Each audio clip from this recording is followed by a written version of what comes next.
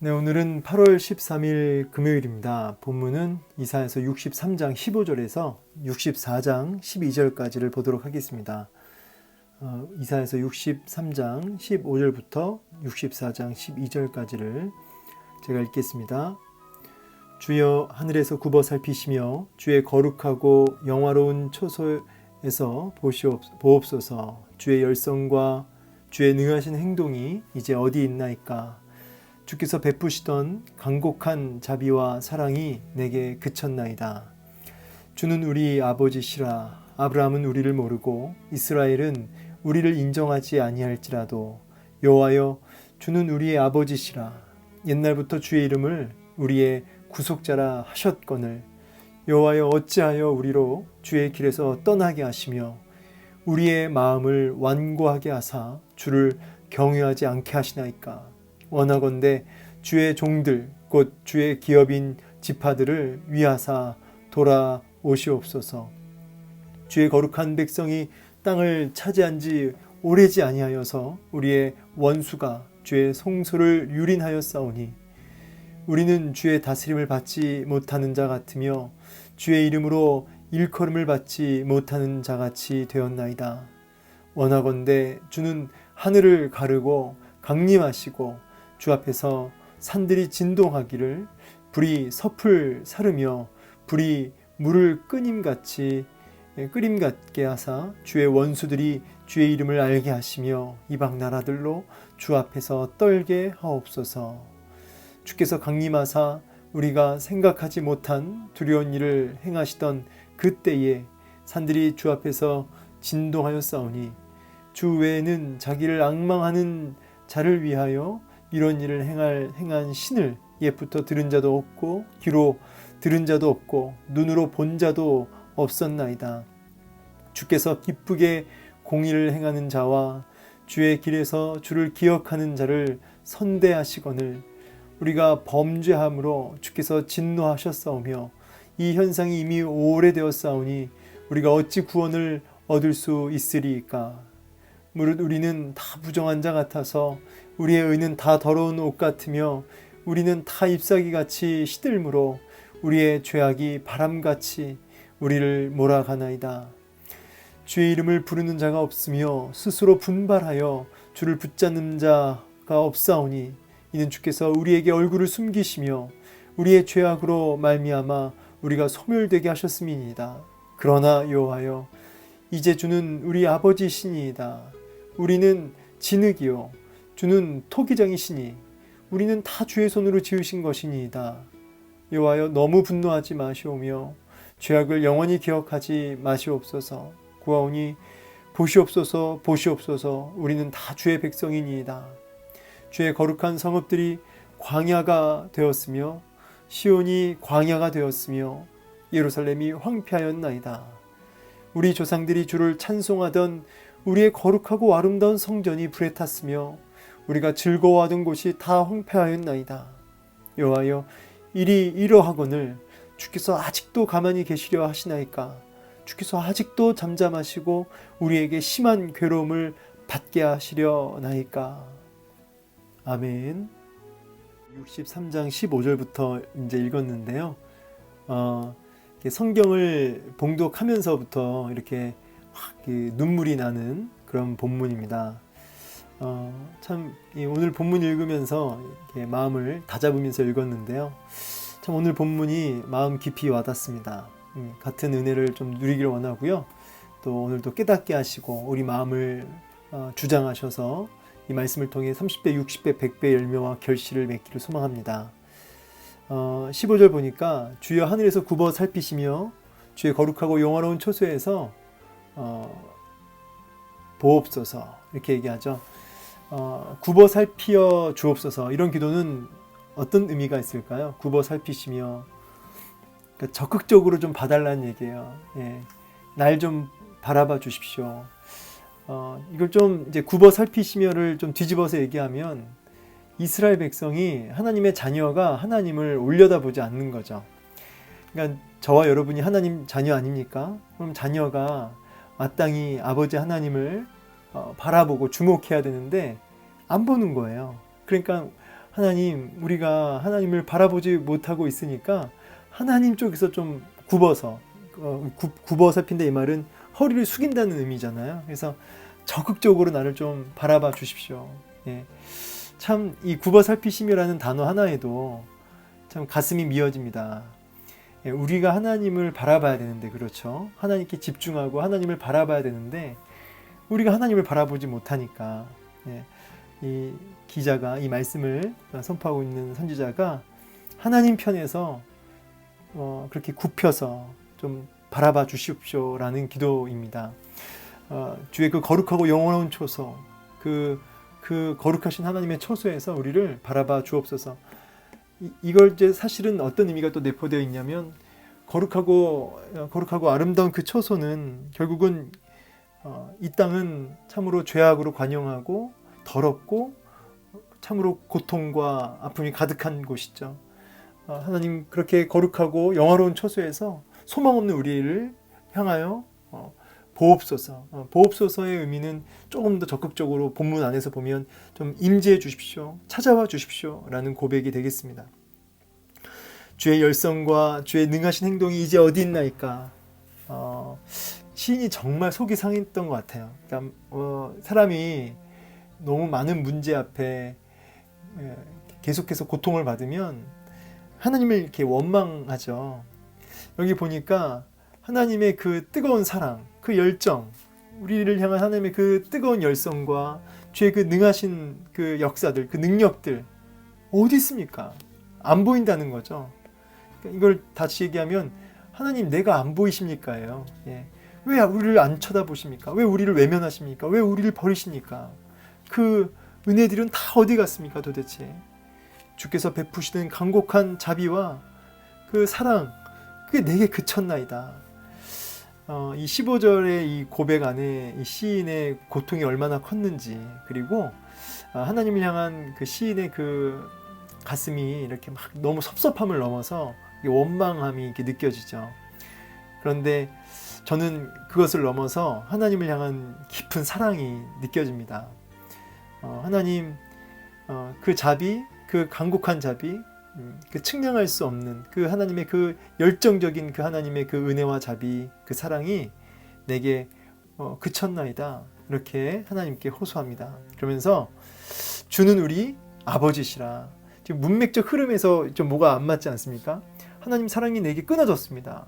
날 보지도 않습니다. 하나님 어디 있습니까? 하나님께 원망하는데 갑자기 주는 우리 아버지시라. 예.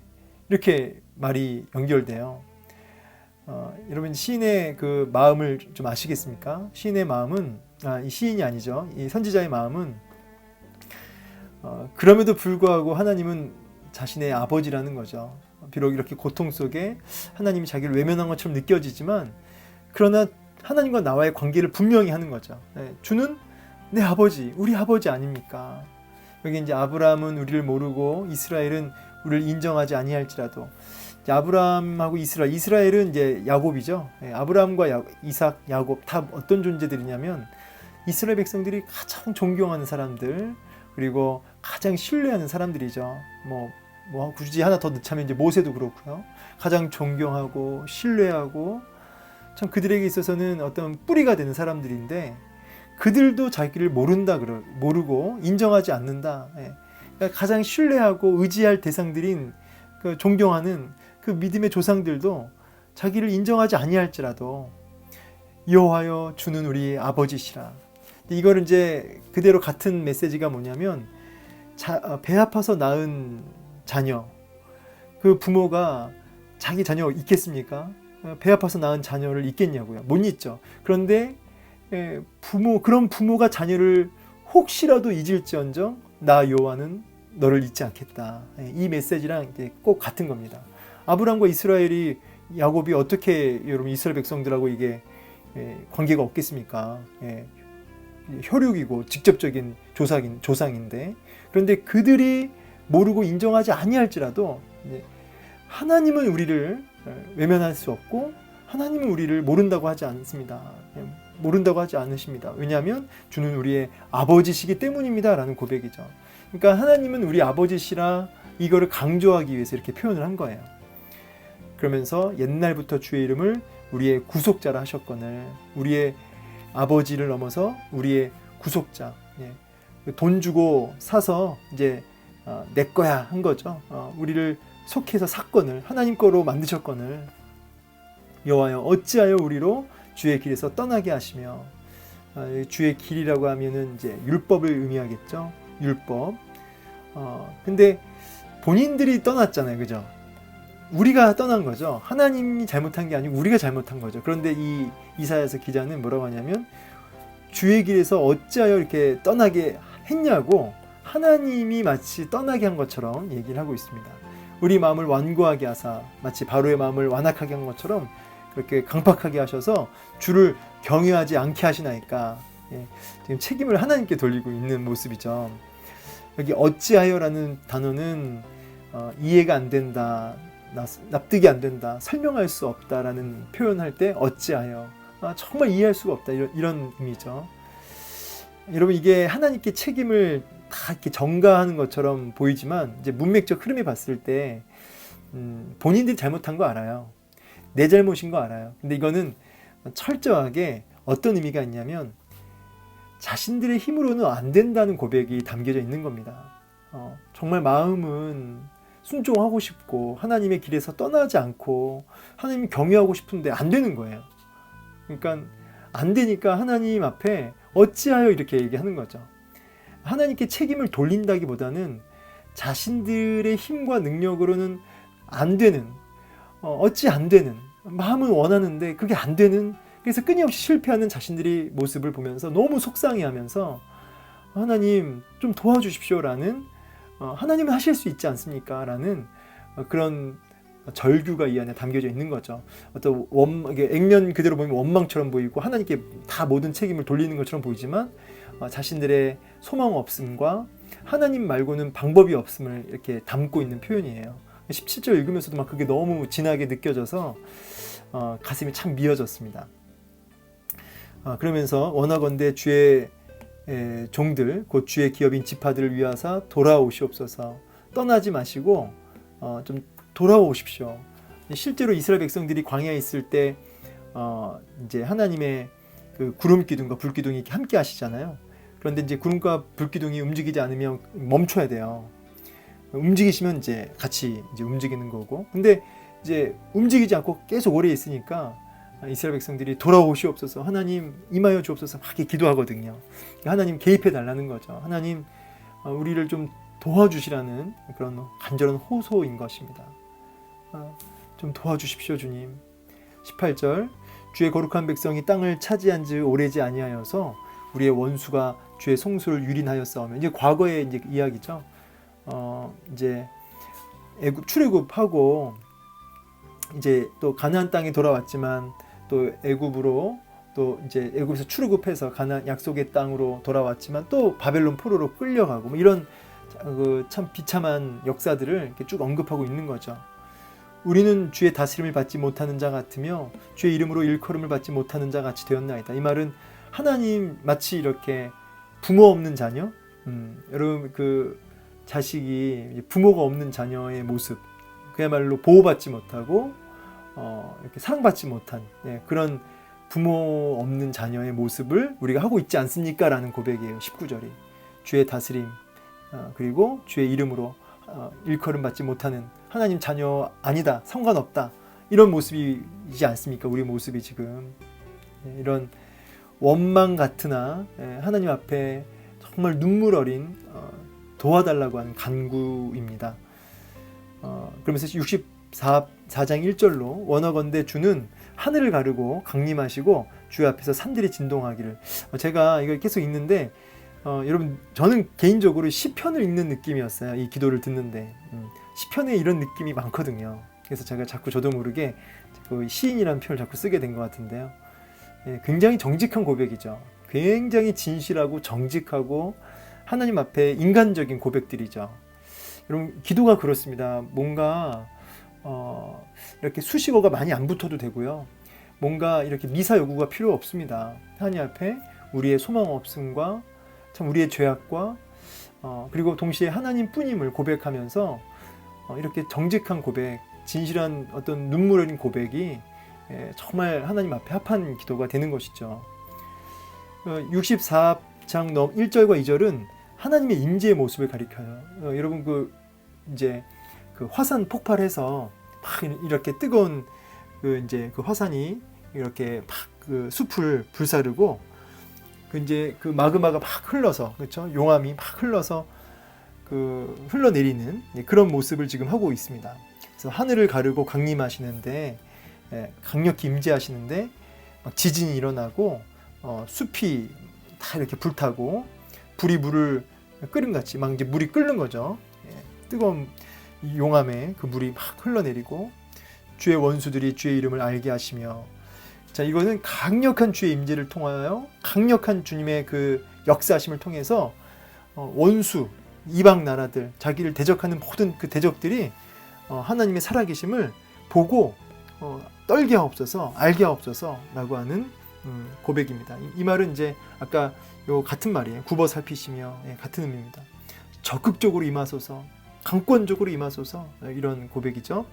3절, 주께서 강림하사 우리가 생각하지 못한 두려운 일을 행하시던 그때에, 이게 정확하게 이제 뭐냐라고 했을 때는 그냥 제가 묵상해 보면 출애굽의 역사를 얘기하고 있는 것 같아요. 강림하셔서 강권적으로 임하셔서 생각지도 못한 여러 재앙들, 역사들, 기적들, 그런 것들 보여주셨잖아요. 그런 걸 행하시던 그때에 산들이 주 앞에서 진동하였고, 그러니까 모든 것들이 자연 만물까지도 정말 흔들릴 정도로 강력한 주의 역사하심을 만방이 보지 않았습니까? 그래서 4절, 주 외에는 자기를 앙망하는 자를 위하여 이런 일을 행하시는 옛부터 아무도 듣지도 못하고 보지도 못했다는 거죠. 앙망하다, 이 말은 의지하다, 기다리다, 사랑한다, 이런 의미가 다 복합적인 거죠. 그렇게 주님만을 기다리고 온전히 의지하고 그렇게 주님을 열망하는 그런 당신의 백성들을 위해서 이렇게 직접적으로 아주 강권적으로 개입하셔서 그렇게 역사하시고 도와주시고 그렇게 하나님의 살아계심을 드러내 보이시는 이런 신이 없었다는 거예요. 주님밖에 없다는 거예요. 그러면서 5절, 지금 철저하게 약속의 말씀을 근거로 하나님께 막 호소하고 있는 겁니다. 굉장히 지금 잘하고 있는 거죠. 여러분, 조주 밀러도 5만 번 기도 응답 받을 때 항상 뭐예요? 말씀을 근거로 하나님 앞에 기도를 하는 거예요. 약속을 붙들고 기도하는 거죠. 지금 이사야 기자도 이렇게 말씀을 붙들고 하나님 앞에 그렇게 호소하고 있는 겁니다. 주께서 기쁘게 공의를 행하는 자와 주의 길에서 주를 기억하는 자를 선대하시거늘. 기쁘게, 이 말은 정말 자발적으로 공의를, 하나님 뜻을 행하고 말씀에 순종하는 자. 그래서 주의 길에서 주의 율법, 주의 말씀을 늘 가까이 하고 이렇게 주를 기억하는 자, 이 기억하는 자, 예배하고 찬송하고 그렇게 하나님의 말씀 앞에 순종하는 자, 그런 자들을 하나님이 선대하시거늘. 하나님께서 그렇게 말씀 안에 순종하고 마음을 다해서 그렇게 하나님 뜻을 행하는 자들을 하나님이 복 주신다는 거예요. 그런데 우리가 범죄함으로 주께서 진노하셨사오며 이 현상이 이미 오래되었사오니, 이 현상이 무슨 현상이에요? 끊임없이 배반하고 우상 숭배하고 하나님 앞에 범죄한 모습들, 그게 이미 한두 번이 아니라는 거예요. 닳고 닳아서 그렇게 반복적으로 죄를 범하는 자신들의 모습이 오래되었다는 거죠. 우리가 어찌 구원을 얻을 수 있으리까? 이게 5절을 이제 딱 보니까 앞에 있던 모든 원망이 하나님을 향한, 하나님 때문에 우리가 이렇게 범죄했습니다, 그 의미가 아니라는 걸 아시겠죠? 알아요.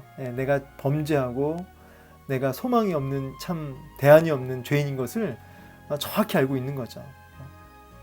그러면서 우리는 다 부정한 자 같아서 우리의 의는 다 더러운 옷 같으며 우리는 다 잎사귀같이 시들므로 우리의 죄악이 바람같이 우리를 몰아가나이다. 바람이 막 이렇게 떠미는 거예요.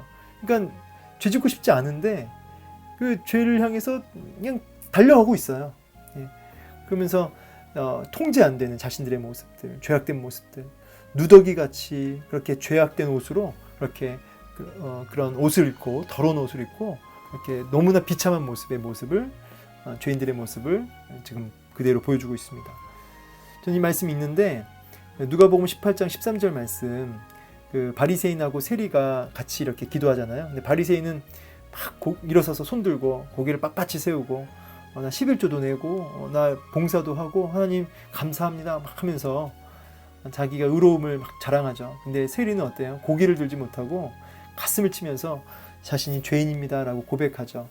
하나님은 누구의 기도를 들으셨다고 했죠? 네, 세리의 기도를 들으셨다고 했습니다. 세리는 멀리 서서 감히 눈을 들어 하늘을 쳐다보지도 못하고 다만 가슴을 치며 이르되 하나님이여 불쌍히 여기소서 나는 죄인이로소이다 하였느니라. 예, 이렇게 자기를 절망하는, 여러분 이게 그 자기 부인이란 말 들어보셨죠? 자기 부인, 예, 자기를 부인하는 그 모습입니다. 자기 부인, 자기 절망. 예, 하나님 나는 소망이 없고 주님밖엔 대안이 없습니다. 내 모습은 이렇습니다. 이런 고백이죠. 누구든지 나를 따라오려거든 자기를 부인하고 나를 따라와야 된다 그러죠. 예. 그래서 여러분 우리가 책임질 수 없음을 아셔야 돼요. 자녀, 내 건강, 남편, 아들, 부모님, 내 미래 아무것도 책임질 수 없는 거죠. 그게 자기 부인이에요. 노력하지 말라는 거 아닙니다. 노력하셔야죠. 최선 다하셔야죠. 그러나 책임질 수 없음을 인정하고 오늘 이 이사야의 고백처럼 그렇게 하나님을 향해서 열렬하게 앙망하는 거예요.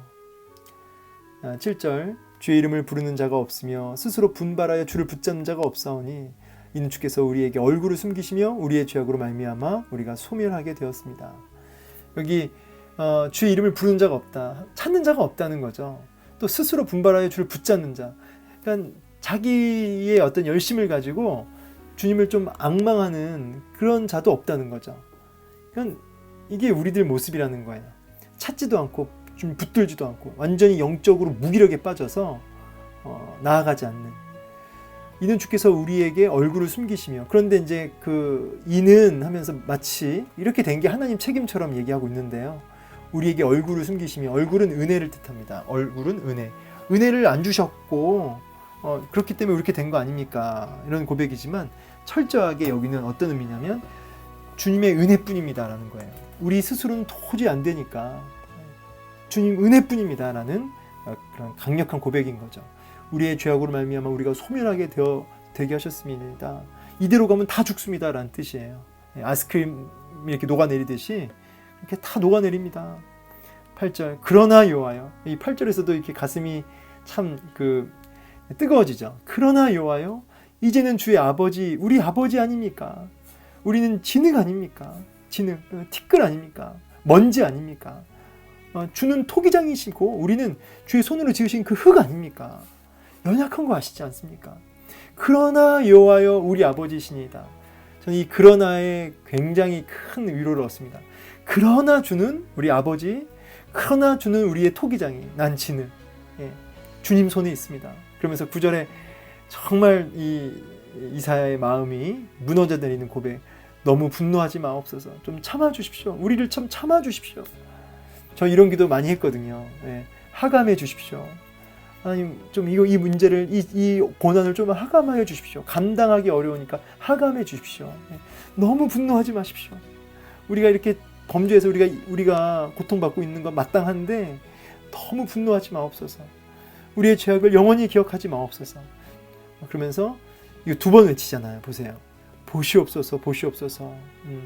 이 말은 이제 간절함이죠. 좀 불쌍히 여겨 주십시오. 불쌍히 여겨 주십시오. 내가 누굽니까? 당신의 자녀 아닙니까? 당신 우리 아버지 아니십니까?